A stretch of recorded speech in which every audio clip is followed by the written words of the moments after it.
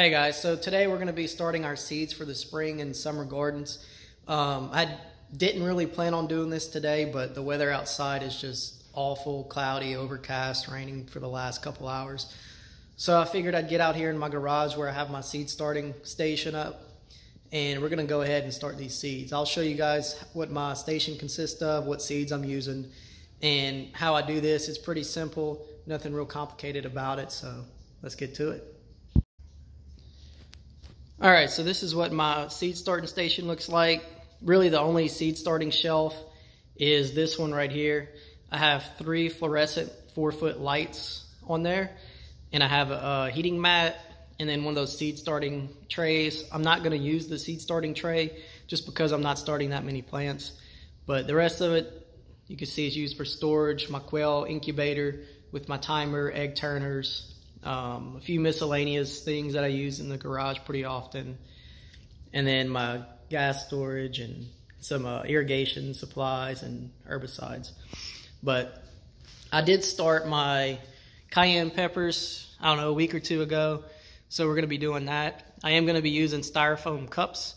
I'm able to reuse those pretty much every year, so nothing really goes to waste. I'll have my seed starting mat underneath it, and I'll probably take out this tray and just put all my cups in there just in case I want to water from the bottom.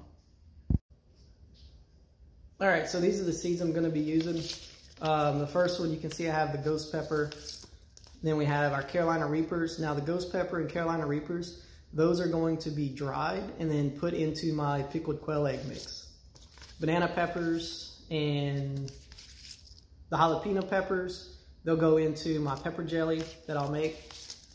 Eggplant, just because I love fried eggplant. I cut it up like French fries, fry it up. It's really good. This is the only one that's not from Baker Creek, and the only reason for that is because I decided I wanted some squash after I had placed my order for Baker Creek. But I use all the Baker Creek seeds. They germinate really well, and I've had very good success with those. All right, so before I get started with seeds every year, I go ahead and write down what all the beds I have. I have 4x6, 2 4x4s, and 2 4x8s. And I kind of lay out exactly what I'm going to be doing. So the okra, beans, and corn, they'll be started direct sow into the beds. So I really only need to start the 4x8 beds. And the Carolina Reapers, ghost peppers, everything you can see on the bottom right, that's what we're going to be starting. And if it says ×4, it's 4 specific plants, ×2, and so on. I'll put 2 seeds per cup, and then if both of them germinate, I'll give it probably about a week and see which one looks better, and then I'll go ahead and cut back the ones that aren't doing as well as the other one in the specific container. All right, so to mix my soil, I just have a 5-gallon bucket. I bought some seed starting mix from your local big box store, and I'm gonna mix that up with water, squeeze it out, place it in my styrofoam cups, and then I'll place 2 seeds in. So after I'm done with all that, I'll show you guys what that looks like. All right, so I have my soil. It's wet. I went inside and did that. So I like it to where if you clump it up, it'll just hold shape, but it's still pretty loose. That allows it to pack a little bit. And the way I water my plants is I just have a syringe, and I kind of just put 1 squirt in them, pack it in,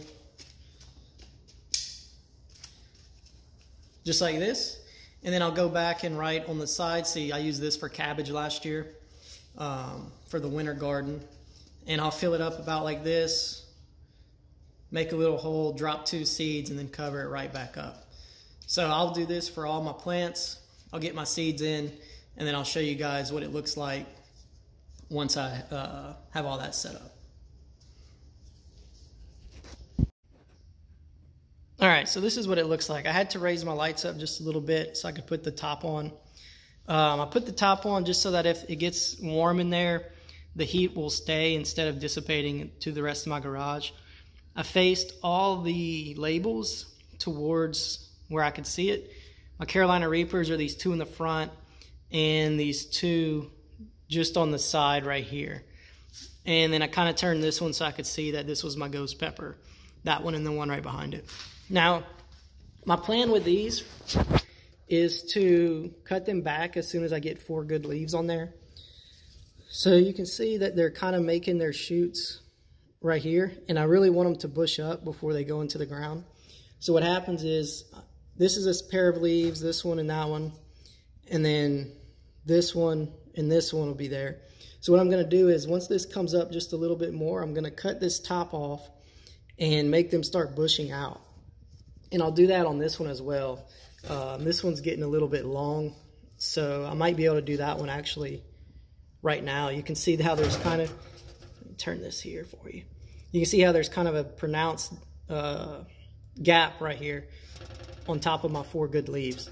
So what I'm going to do is I'll cut that back and then let them start bushing out.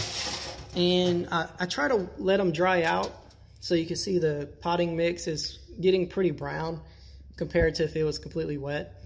I try to let it dry out just completely at the top, so I don't have any issues with fungus or anything like that. And it seemed to work pretty well last year, so I'll follow the same idea. But yeah, these are my 14 pots that I have now. And as soon as they start sprouting, I'll take the top off, lower the lights down just below them, and leave it on for a couple days just so they don't get leggy when that light goes out, because they're still growing really fast. These I'll probably have to move to a top shelf at night just so they're not getting blasted with 24 hours. But it should be all right, and we should have a pretty good seed starting. So hopefully we started early enough and that we'll get a good crop out of all these.